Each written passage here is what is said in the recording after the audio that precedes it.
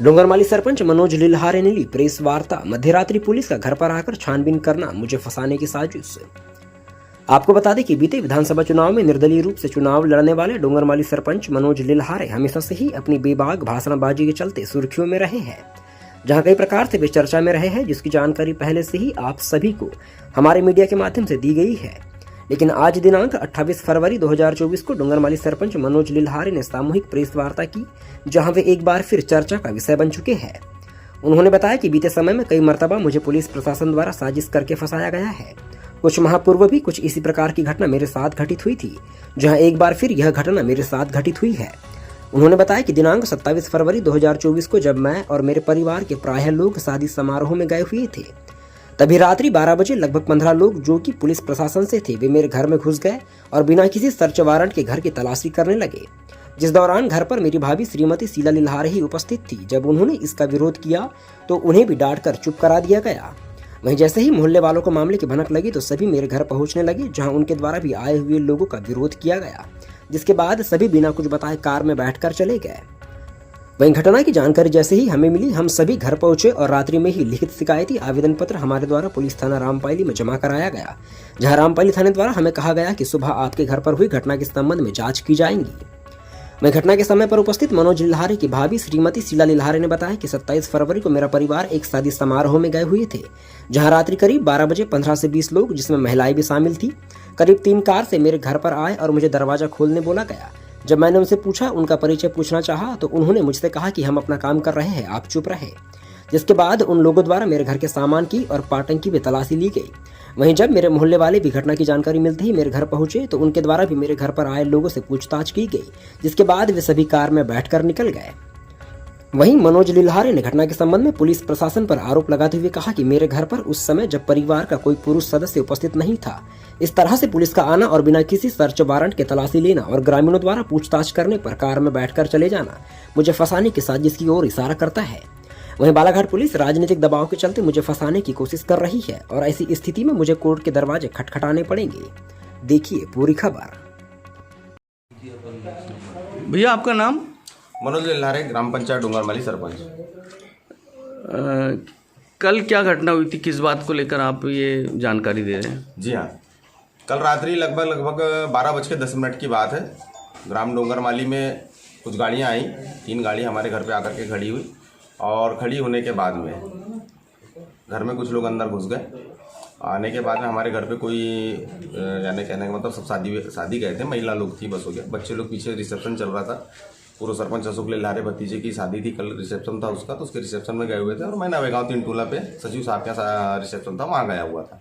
हमारे घर पे कोई भी व्यक्ति नहीं था, कोई भी आदमी नहीं थे, महिलाएं थी, पुलिस विभाग के लोग थे। वो आए अंदर आने के बाद में सीधे अंदर घुस करके सर्च करना चालू कर दी उन्होंने, अलमारी खोलना चालू कर दिए, हमारी पीछे की लकड़ी की संदूक रखी हुई उसको खोले, घर को अस्त व्यस्त करना चालू कर दिया। तो हमारे यहाँ बड़ी भाभी थी गीता लिल्हारे, तो उन्होंने उनसे पूछा कि भाई साहब आप आए कहाँ से और कैसा क्या कर रहे हैं, ये बिना सर्च वारंट के, कोई घर में आप व्यक्ति नहीं है, कोई आदमी नहीं, और आप लोग आए कैसे और क्यों कर रहे हैं सर? तो उन्होंने ये बताया बालाघाट पुलिस से, आप शांत रहिए, हमें अपना काम करने दीजिए। उसके बाद है तो हमारे भाभी जी ने हमारे भतीजे ऋषभ लिल्हारे छोटे वाले को फ़ोन लगा करके जैसी सूचित करी, तो वो रिसेप्शन से कुछ लोग उधर से दौड़ते हुए गांव के लोग एकत्र होना चालू हो गए। जब गांव के लोग इकट्ठा हुए, एकत्र हुए, तो एकत्र जब गांव के लोग हुए तो धीरे धीरे करके वो लोगों ने यहाँ से निकलना चालू कर दिया।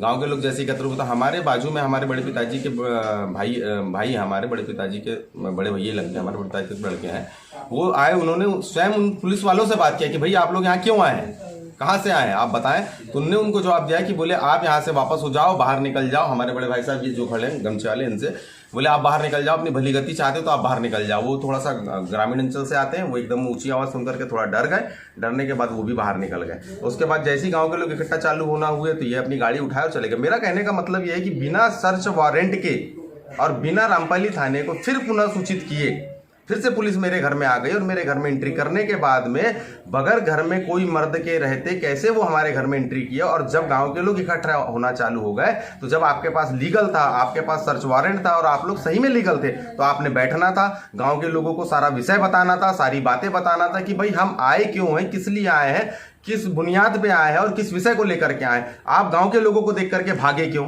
उसके बाद में हम लोगों ने तुरंत यहाँ से कार्रवाई की। हम रामपाली थाना गए, रामपाली थाने को हमने लिखित रूप से सूचित किया है, लिखित रूप से हमारे जो बड़े भैया हैं खेमेंद्र लारे, उन्होंने लिखित रूप से रामपाली थाने को सूचित करके आया कि हमारे घर में इतने इतने बजे पुलिस विभाग के लोग आए। 12:10 पे उनकी फुटेज दिख रही है, 12:20 पे हमारे घर को उनने छोड़ दिया। हमारे घर से 12:20 पे निकल गए। उसके बाद हमने जाकर के वो आवेदन लेके आए, आवेदन की प्रति हमारे पास में है। और उसके बाद में हमको आश्वासित किया गया पुलिस थाने द्वारा कि सवेरे 11 बजे आपको बुला करके बाकी कार्रवाई हम कर देंगे। अभी तक हमको रामपाली थाने का भी फोन नहीं आया कि आप लोग आए बाकी कार्रवाई के लिए। और सबसे बड़ी चीज ये है कि अभी आज के समय में इसके पहले हमारे साथ ये घटना 2 बार घट चुकी है। 2 बार कैसे घट चुकी है? इसके पहले हमारे साथ में मुझे खैरलांजी से उठा करके ले जाया गया था और समनापुर में ले जाकर के पुलिस प्रशासन द्वारा केस बना दिया गया था, वहां मुझे फर्जी फंसाया गया था। सेकंड चीज ये है कि इसके पहले हमारे यहाँ पे जिस दिन हमारे गाँव की मंडई थी, मंडई के दिन भी ऐसी 4 कलेक्टर, माननीय कलेक्टर महोदय को ये लिखित में आवेदन उस समय पेश किया था कि ऐसी अपनी घटना मेरे साथ कभी भी घट सकती है। श्रीमान थाना प्रभारी महोदय को भी किया था रामपाली को, उसके बाद में कलेक्टर महोदय से एसपी महोदय को भी मैंने किया था। सारी प्रतियां राज्यपाल तक के मेरे पास में सारी प्रतियां रखी हुई है कि आने वाले समय में कभी भी ऐसी अपनी घटना मेरे साथ में घट सकती है।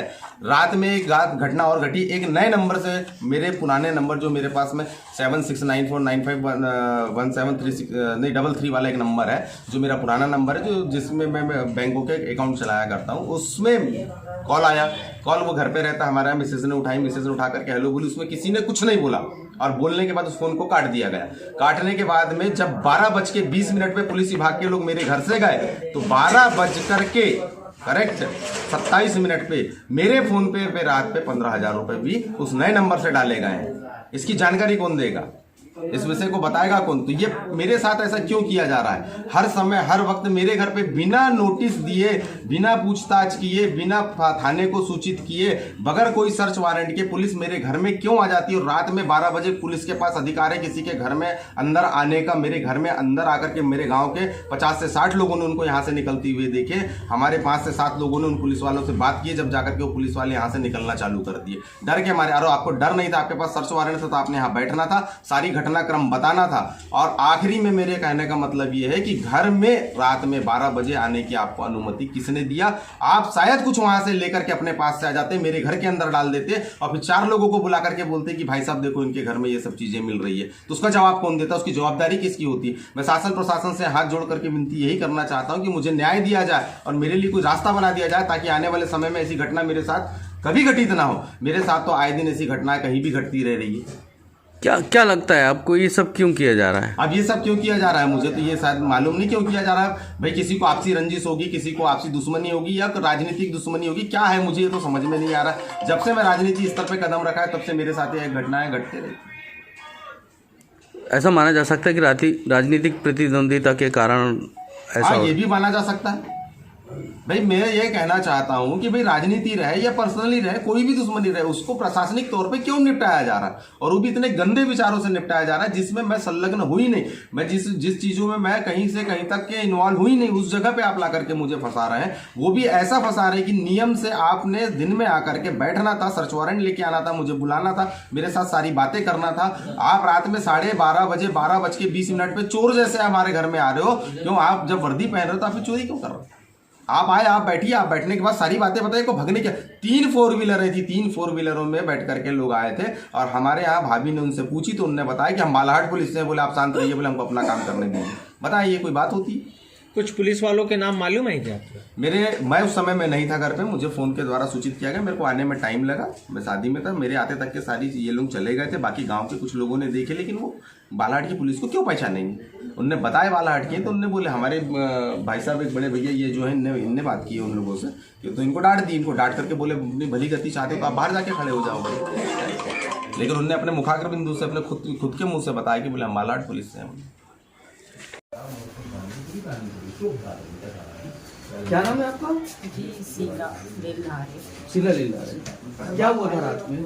जी मैं सोई हुई थी, रात के 12:30 बज रहे थे और तो एकदम घर के अंदर बहुत पुलिस वगैरह आई, बहुत सारी थी।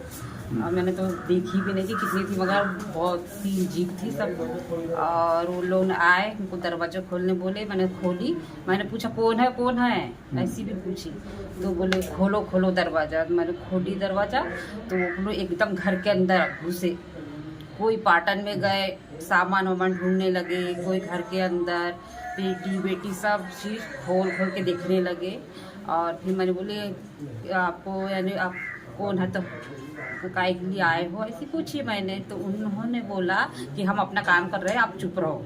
और उसके बाद में फिर गांव के लोग भी आने लगे 2-3, तो 3-4 लेडीज सब आ गए गांव के। तो क्या बोलते हैं, उन्होंने सब ने पूछा कि आप लोग क्यों आए हो, क्या काम से आए हैं। गांव वालों ने पूछा तो उन्होंने बोले हम अपना काम कर रहे हैं। और जल्दी से वो लोग दूसरे जो यानी ढूंढ रहे थे घर का सामान, उनको बोला जल्दी चलो ऐसा बोलने लगे, फेंको सब सामान देखना, और जल्दी से निकल गए। कितने बजे की घटना है? 12:30 बज रहे थे रात के। घर में कोई नहीं थे, सब साथ ही गए हुए थे, घर के सब परिवार। कितने लोग थे वो तो 15-20 लोग थे। महिलाएं कितनी थी? महिलाएं तो मैंने 4 थी, महिला 4 थी। आपने विरोध करे थे इसका कि बिना कैसे आपने? जी मैंने पूछा तो आप क्यों इतने सारे जन आ गए और क्या बात है, तो उन्होंने चिल्ला दिए मुझे और बोले हम अपना काम कर रहे हैं, ऐसा बोले। और सब सामान वामान फेंकने लगे, ढूंढ ढांड करने लगे। जी।